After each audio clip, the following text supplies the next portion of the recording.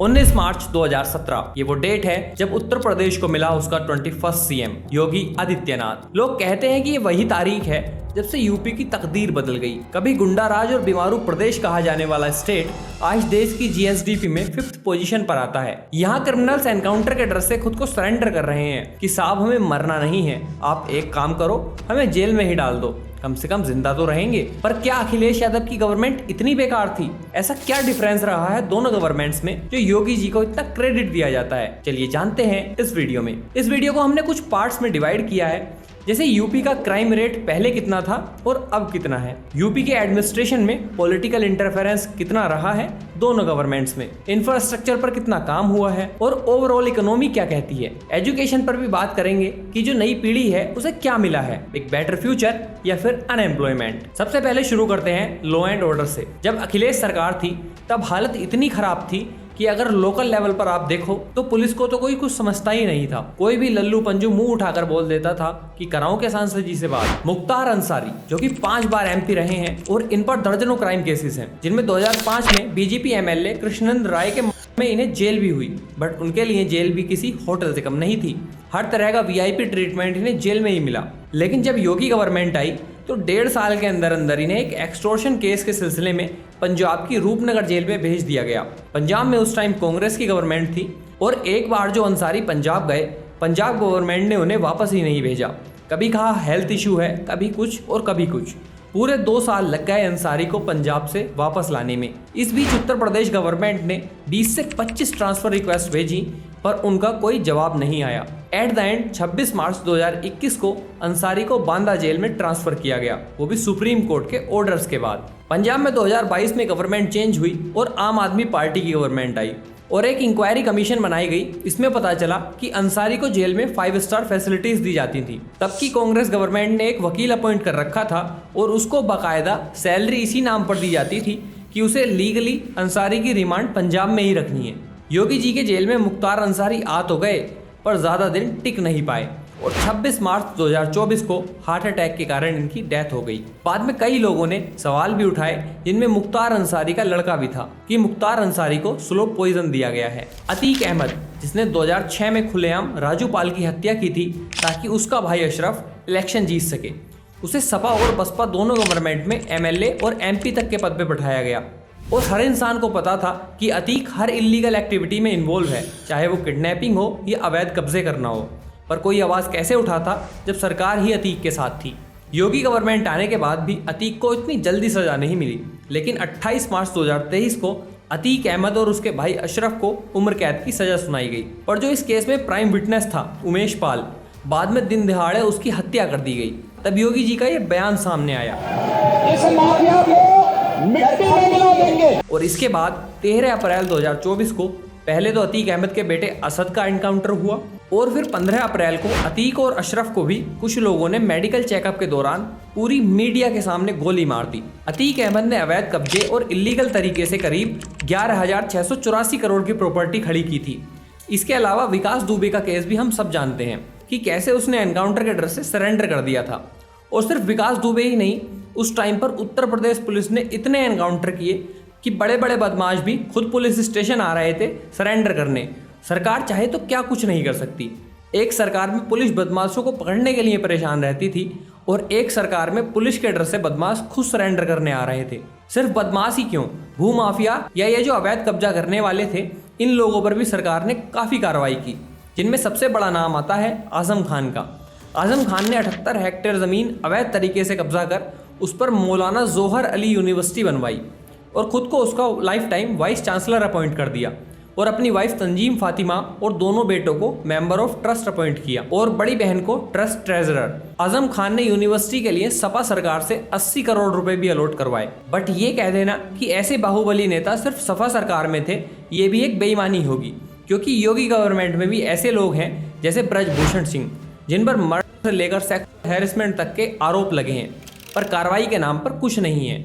एक neutral comparison के लिए हम गए नेशनल क्राइम रेट ब्यूरो की वेबसाइट पर, जहां हमने एनसीआरबी की 2016 और लेटेस्ट 2022 की रिपोर्ट चेक की, जिसमें हमने 2-3 कैटेगरीज पर ज़्यादा फोकस किया, जैसे वुमेन सेफ्टी, इसमें रेप केसेस और उसके बाद रॉबरी यानी चोरियां और उसके बाद एक्सटोर्शन मतलब फिरौती और हफ्ता मांगने जैसे क्राइम्स को देखा कि ये क्राइम्स योगी सरकार से पहले कितने थे और बाद में कम हुए हैं या बढ़े हैं। सबसे पहले बात करते हैं की। साल 2016 में जहां 4816 रेप केसेस थे, वहीं साल 2022 में जो टोटल रेप केस फाइल हुए वो थे 3690, मतलब करीब 23% की गिरावट। ये दोनों रिपोर्ट मैंने डिस्क्रिप्शन में लगा दी हैं, आप क्रॉस वेरीफाई कर सकते हैं। योगी सरकार ने एंटी रोमियो स्क्वाड जैसे कैंपेन भी चलाए और यूपी पुलिस को बिना किसी दबाव के काम करने की छूट भी दी गई। इसके बाद हमने चेक किया रोबरी के केसेस को। 2016 में जहां 4502 रोबरी के केसेस फाइल किए गए थे, वहीं 2022 में 1975 रोबरी के केसेस फाइल हुए। सेम ही चीज एक्सटोर्शन में भी देखने को मिली, जहां पहले फिरौती वगैरह के 1863 केस फाइल हुए थे,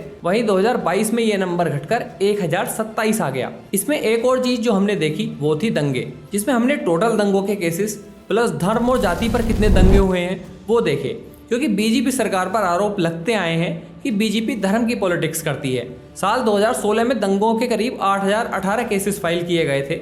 इनमें स्टूडेंट्स के दंगे, वर्कर्स के दंगे, धर्म के नाम पर दंगे, किसानों के दंगे और भी हर तरह के दंगे शामिल हैं, जिसमें 31 केसेस धार्मिक और जातीय दंगों के थे। वहीं 2022 में टोटल 4478 केसेस दंगों के फाइल हुए और धार्मिक और जातीय दंगा एक भी नहीं था। इसमें मैं यहाँ पर एक और चीज ऐड करना चाहूंगा, ये बात किसी से छुपी नहीं है कि अखिलेश गवर्नमेंट की पॉलिटिक्स मुस्लिम अपीजमेंट पर काफी हद तक टिकी थी।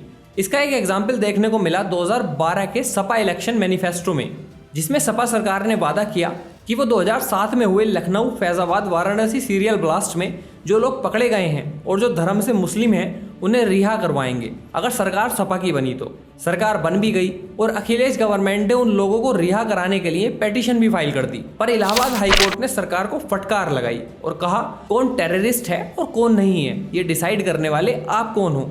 इस चीज को आप कोर्ट को डिसाइड करने दो। क्या गवर्नमेंट टेररिज्म को बढ़ावा देना चाहती है? आज आप इनके केसेस विड्रॉ कर रहे हैं, कल आप इन्हें पद्म भूषण दिलवाने की मांग करेंगे।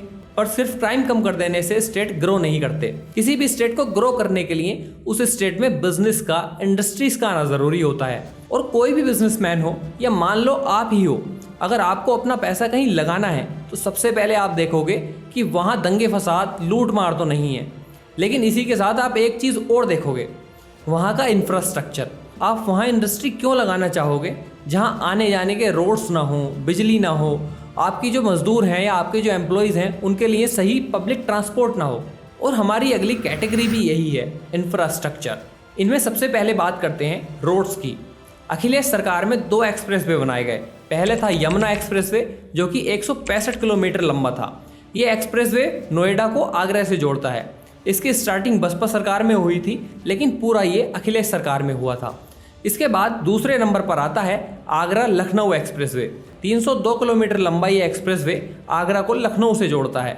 इन टोटल अखिलेश गवर्नमेंट में 467 किलोमीटर के एक्सप्रेसवे बनवाए गए, जबकि योगी सरकार में अब तक 1670 किलोमीटर के एक्सप्रेसवे बन चुके हैं, जिनमें पूर्वांचल एक्सप्रेसवे जो कि 340 किलोमीटर लंबा है और गाजीपुर को लखनऊ से जोड़ता है। इसी के साथ बुंदेलखंड एक्सप्रेसवे जो कि 296 किलोमीटर लंबा है और बुंदेलखंड रीजन के चित्रकूट को इटावा जिले से जोड़ता है। इसके बाद जो सबसे बड़ा प्रोजेक्ट है योगी गवर्नमेंट का वो है गंगा एक्सप्रेसवे, जो कि 2 फेज में बटा है। इसका फेज 1 कनेक्ट करता है मेरठ को प्रयागराज से और फेज 2 मेरठ को मुजफ्फरनगर से, और इसी के अंदर आता है विंध्याचल एक्सप्रेसवे जो कि प्रयागराज को सोनभद्र से कनेक्ट करता है। कुल मिलाकर इस पूरे प्रोजेक्ट की लंबाई 1034 किलोमीटर है। एक बुक में शायद मैंने कहीं पढ़ा था कि अमेरिका की सड़कें इसलिए अच्छी नहीं हैं क्योंकि वो अमीर है, बल्कि अमेरिका की सड़कें अच्छी हैं इसलिए अमेरिका अमीर है। और इससे फ़र्क पड़ता है। अगर मैं एक बिजनेसमैन हूँ तो मुझे टाइम पर अपने प्रोडक्ट बनाने के लिए और उसे टाइम पर पहुँचाने के लिए अच्छी सड़कें चाहिए। आप देखिए वेस्ट यूपी इतना डेवलप है और ईस्ट यूपी उसके सामने कुछ भी नहीं है, क्योंकि वेस्ट यूपी दिल्ली के पास है, रोड्स अच्छी हैं इसलिए इंडस्ट्रीज ज़्यादा हैं। इसके अलावा भी कनेक्टिविटी में और भी काम हुआ है। जैसे अखिलेश सरकार में यूपी में केवल 2 इंटरनेशनल एयरपोर्ट थे और 2 डोमेस्टिक एयरपोर्ट थे। योगी सरकार में प्रेजेंट टाइम में 4 इंटरनेशनल एयरपोर्ट हैं, मतलब 2 तो अखिलेश सरकार वाले थे और 2 और नए बने हैं, और डोमेस्टिक एयरपोर्ट 10 से 15 के बीच हैं, और ये उनकी लिस्ट है, आप देख सकते हैं। साथ ही उत्तर प्रदेश में ही दुनिया का 4था सबसे बड़ा एयरपोर्ट बन रहा है, जिसे जेवार एयरपोर्ट के नाम से भी जानते हैं, जो 12 मिलियन पैसेंजर्स की एनुअल कैपेसिटी रखता है। इसे ऑपरेशनल तो पिछले साल ही होना था, पर कुछ रीजंस की वजह से नहीं हो पाया। शायद इस साल से ये शुरू हो जाए। साथ ही Noida metro, Kanpur metro, Agra metro, Delhi Meerut RRTS शुरू हुई हैं। अच्छा, इसी के साथ नोएडा का जितना डेवलपमेंट हुआ है, क्योंकि शायद आपको जानकर हैरानी हो कि नोएडा के बारे में ये रूमर्स थे कि जो चीफ मिनिस्टर नोएडा आएगा वो अगली बार चुनाव हार जाएगा, इसलिए अखिलेश यादव नोएडा कभी आए ही नहीं। 2013 में एशियन डेवलपमेंट बैंक की समिट थी जिसमें प्रधानमंत्री मनमोहन सिंह चीफ गेस्ट थे, लेकिन अखिलेश वहां तक नहीं गए कि शायद कभी वो अगला इलेक्शन ना हार जाएं। और ये रूमर्स 1988 के टाइम से चले आ रहे हैं, जिसे योगी आदित्यनाथ ने तोड़ा। दर्जनों बार वो नोएडा गए, उसके बावजूद वो दोबारा CM बने। और आज नोएडा को अगर आप देखो तो यूपी के डेवलपमेंट का हब बना हुआ है। UP top 5 GDP contributor state में आता है और 5th लार्जेस्ट इकोनॉमी है पूरे देश की। बट अगर बात करें एजुकेशन की, तो ये एक ऐसा स्पेस रहा है जहाँ की हालत ठीक वैसी ही है जैसे पहले की सरकारों में हुआ करती थी। प्राइमरी स्कूल्स में बच्चे नहीं हैं, जहाँ बच्चे हैं वहाँ टीचर्स नहीं हैं। बोर्ड्स में नोटबुक चेकिंग का मजाक बना रखा है, किसी को कुछ भी नंबर मिल रहे हैं, जिन्हें जॉब चाहिए उनके पेपर लीक हो रहे हैं। ऐसे ग्रेजुएट इंस्टीट्यूट्स की भरमार है जहाँ बस एग्जाम दे आओ, और उनमें भी कॉलेज खुद चीटिंग कराते हैं। इस पर भी हमने ग्राउंड लेवल पर जाकर बात की है, आप अगर चाहें तो आई बटन पर जाकर इस वीडियो को देख सकते हैं। अब बात अगर किसानों की करें तो योगी गवर्नमेंट ने गायों के बूचड़खानों पर रोक लगाई। इंटेंशन तो सरकार की अच्छी थी, पर एग्जीक्यूशन बहुत खराब हुआ। जिन गायों को सरकारी गौशालाओं में होना चाहिए था, वो झुंड के झुंड किसानों की फसलों को बर्बाद कर रहे हैं, उन्हें रातों रात खा जाते हैं, क्योंकि वो पशु अब आवारा बन चुके हैं। शहरों में इन्हीं पशुओं की वजह से सैकड़ों एक्सीडेंट हो रहे हैं। इस पर भी हमने एक वीडियो बनाई है, आप चाहें तो आई बटन पर जाकर देख सकते हैं। सरकारों में क्रिमिनल्स का होना जितनी आम बात थी, उसी के साथ परिवारवाद, भाई भतीजावाद वाली राजनीति में अखिलेश सरकार खूब सुर्खियां बटोरती आई है। एक नहीं, दो नहीं, बल्कि 10-10 परिवार के लोग सरकार में रहे हैं। जैसे मुलायम सिंह यादव जो 7 बार मेंबर ऑफ पार्लियामेंट रहे हैं, उनके बेटे अखिलेश यादव यूपी के चीफ मिनिस्टर रहे हैं। अखिलेश की वाइफ डिम्पल यादव मैनपुरी से लोकसभा MP हैं। मुलायम सिंह की दूसरी वाइफ साधना गुप्ता के बेटे की वाइफ अपर्णा यादव MLA रही हैं और अब वो BJP में आ गई हैं। मुलायम सिंह के भाई शिवपाल सिंह जो कि यूपी गवर्नमेंट में मिनिस्टर रहे हैं, उनके बेटे आदित्य यादव बड़ाऊ से लोकसभा MP हैं। मुलायम सिंह के दूसरे भाई अभय राम यादव के बेटे धर्मेंद्र यादव आजमगढ़ से MP हैं, और इन्हीं की सिस्टर इन लॉ वंदना यादव हमीरपुर जिला पंचायत की चेयरपर्सन है। अभयराम यादव की बेटी शीरा यादव मेंबर हैं डिस्ट्रिक्ट डेवलपमेंट काउंसिल की, और इन्हीं की दूसरी बेटी संध्या यादव मैनपुरी जिला पंचायत की चेयरपर्सन है। जबकि योगी आदित्यनाथ के परिवार की अगर बात करें तो उनके परिवार के लोग बहुत ही सामान्य जीवन जी रहे हैं। कोई टीचर है तो कोई चाय की टपरी लगाता है। तो दोस्तों, ये हमारी एक कोशिश थी 2 गवर्नमेंट्स, जिसमें अखिलेश गवर्नमेंट और योगी आदित्यनाथ की गवर्नमेंट में एक छोटा सा कंपैरिजन था। आपको ये कंपैरिजन कैसा लगा आप हमें कमेंट करके बता सकते हैं। हमने कहीं पर अगर चूक करी हो तो आप हमें कमेंट्स में बताएं, हमें सही करें। बाकी जितने भी रिपोर्ट्स और जितने भी डाटा इसमें हमने यूज़ किया है, उन सारी फाइल्स का लिंक आपको डिस्क्रिप्शन में मिल जाएगा। आप चाहें तो वहां से क्रॉस वेरीफाई कर सकते हैं। जल्दी मिलेंगे एक नए मुद्दे के साथ, तब तक के लिए जय हिंद, जय भारत।